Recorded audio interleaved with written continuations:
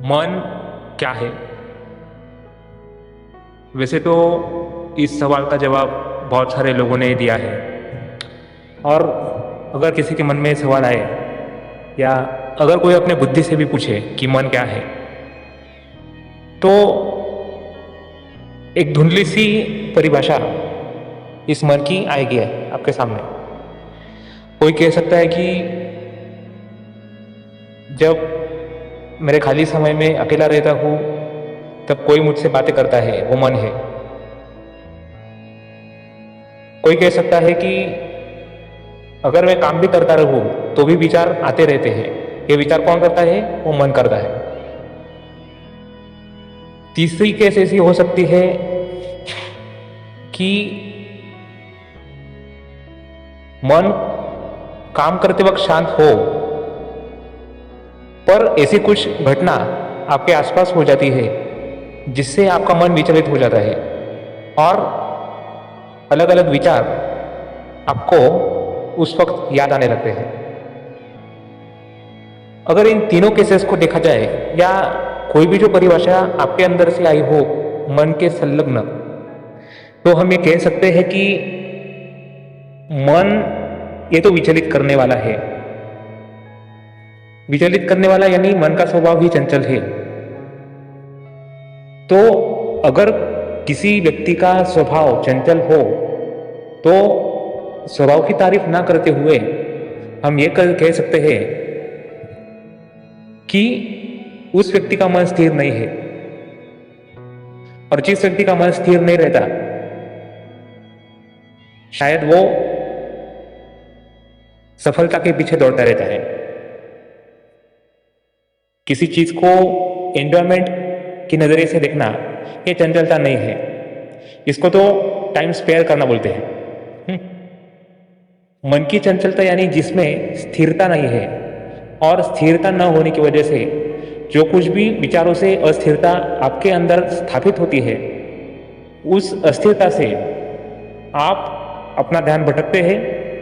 अपने जो कुछ भी ध्येय और काम है उसमें से ध्यान भटकने के बाद आप जो रिजल्ट्स पाना चाहते हैं वो नहीं पा सकते। तो पहली परिभाषा हमने ये देख ली कि मन विचलित है, या विचलित जो है वो मन है। अगर हम मन में विचार करने जाएं तो मन में आने वाला विचार हमेशा ही प्रकर्षित होता है। प्रकर्षित माने अगर आप किसी चीज को देखते हो और अचानक वो चीज आपको बड़ी नजर आने लगे तो क्या होगा? तो अपने आप खुद में क्यूरियोसिटी महसूस करेंगे, उत्सुकता महसूस करेंगे, और इसकी वजह से भी आपका ध्यान भटकेगा। यानी किसी चीज को बड़ा चढ़ा के दिखाना या किसी संभावना को बड़ा चढ़ा के दिखाना यह मन का काम है, इसे ध्यान में रखिए।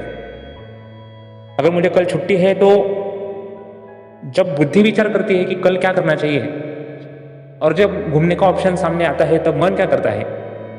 मन डायरेक्टली आपको ऐसे चित्र या विचार दिखाएगा जो आपके दिमाग में स्थिर है, स्थापित है, स्टोर है, और उन विचारों को दिखा के मन आप खुद को उधर इमेजिन करेगा। और इमेजिन भी ऐसे वैसे सिंपल नहीं करेगा, एकदम एंजॉयमेंट करते हुए दिखाएगा मन। और ये जब चित्र आप देखेंगे आप प्रलोभित हो जाते हैं, और प्रलोभित हो जाने के बाद आप उस तरह का एक्शन लेने के लिए खुद को प्रेरित करते हैं। इससे भी क्या होता है कि आपका ध्यान भटक जाता है। जो चीज आपको करनी चाहिए थी वो तो आपने की नहीं, और अगर आप एंजॉयमेंट करके भी आए पर उससे मिलने वाला आनंद दो प्रकार का होगा। एक तो वो क्षणिक हो सकता है, नहीं तो दूसरा अगर वो आनंद मिला भी तो ज़्यादा देर तक नहीं टिकेगा। या तो उधर जाके आपके मन ने जो कुछ आपको दिखाया है कि आप बहुत बड़ा एंजॉयमेंट कर रहे हैं, इसे उतना एंजॉयमेंट उधर होगा ही नहीं और आप उसे महसूस करेंगे। तब आप खुद को या तो रिग्रेट करेंगे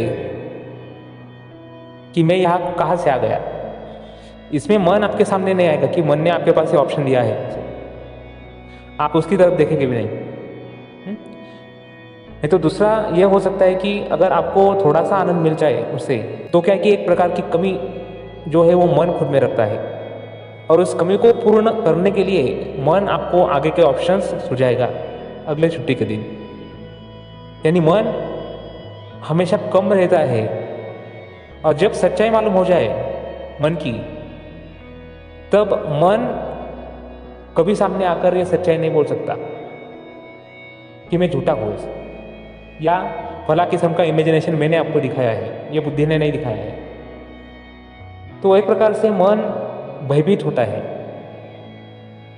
जब सत्य सामने आता है तो मन भागता है, क्योंकि मन हमेशा भौतिक चीजों से ही बना है। मन कभी भी भौतिक चीजों के उस पार नहीं जा सकता। मन के पास वो शक्ति है कि वो भौतिक चीजों के उस पार जा सके, पर वो शक्ति उसमें तभी आएगी जब मन के पास कोई अनुभव होगा। इसलिए आपको ये ध्यान में रखना है कि अगर आपके पास कोई आध्यात्मिक अनुभव ना है, तो आप अपने मन को कभी तैयार नहीं कर सकते किसी भी आध्यात्मिक रास्ते पे चलने के लिए। और आध्यात्मिक अनुभव पाना ये जरूरी नहीं है, पहले हमें आध्यात्मिकता समझनी तो चाहिए। अगर हम आध्यात्मिकता का मीनिंग ही नहीं समझे और किसी भी दूसरे गलत रास्ते पर चलते रहे, तो मन उस रास्ते पर भी आनंद ढूंढ लेगा, और मन ये भी आपको दिखा देगा कि जो कुछ आप इस भौतिक जगत के बाहर ढूंढ रहे हैं वो आपके सामने ही है। इससे इतना उल्लू बनाने के लिए मन को देरी नहीं लगेगी। तो इसलिए जब आप आध्यात्मिकता का रास्ता चुनते हैं, तो हमेशा ये ध्यान में रखिए कि आप सही रास्ता ही चुने, और अगर एक बार रास्ता सही चुन ले तो पीछे मुड़ के ना देखे। पीछे मुड़ के देखने पर मन का जो भूतकाल है वो आपको रहने नहीं देगा या चलने नहीं देगा आगे। इसलिए मन अगर आपको जीतना है तो आप पहले अपने मन का ऑब्जर्वेशन कीजिए, अपने मन को देखिए कि मन एक्चुअली कैसे काम करता है। और मन यानी क्या है? बुद्धि का ही एक प्रकर्षित और भावनायुक्त भाग, या भावनायुक्त इमेजिनेशन और प्रकर्षित इमेजिनेशन, जो कुछ हमारी बुद्धि जनरेट करती है, बुद्धि तैयार करती है, उसी को ही हम मन कहते हैं। अभी बुद्धि ये भी एक भौतिक हिस्सा ही है। अध्यात्म को अगर हमें समझना है तो बुद्धि ही आखिरी अवयव है जिससे हम अध्यात्म को समझ सकते हैं। ऐसा भी होगा तो भी बुद्धि को हमें आखिरी पड़ाव नहीं मानना चाहिए। बुद्धि तो शुरुआत है सच्चाई को जानने के लिए। इसलिए पहले आपको बुद्धि और मन इन दोनों में अंतर करना सीखना चाहिए। अगर ये अंतर करना आप सीख जाएंगे तो आप किसी भी चीज को बुद्धि से देख सकते हैं बिना कुछ उसमें कम ज्यादा मन की बातें मिलाए। आपको यह सीखने के लिए सत्य की जरूरत होगी, क्योंकि जब सत्य मालूम पड़ता है तब अनुभव की जरूरत नहीं पड़ती। सत्य जब पता चलता है तो सत्य एक वस्तु स्थिति के समान सामने रहता है। बस देर इस चीज की होती है कि हम उस वस्तु स्थिति को अनुभव नहीं कर सकते। और जैसे कि हमने देखा कि जब तक अनुभव नहीं तब तक मन आपको अध्यात्म की ओर खींचेगा नहीं। अभी मन का जो खिंचाव है वो भौतिक चीजों की तरफ है। भौतिक चीजों की तरफ इसलिए है क्योंकि भौतिक चीजों के अनुभव मन के पास उपलब्ध है।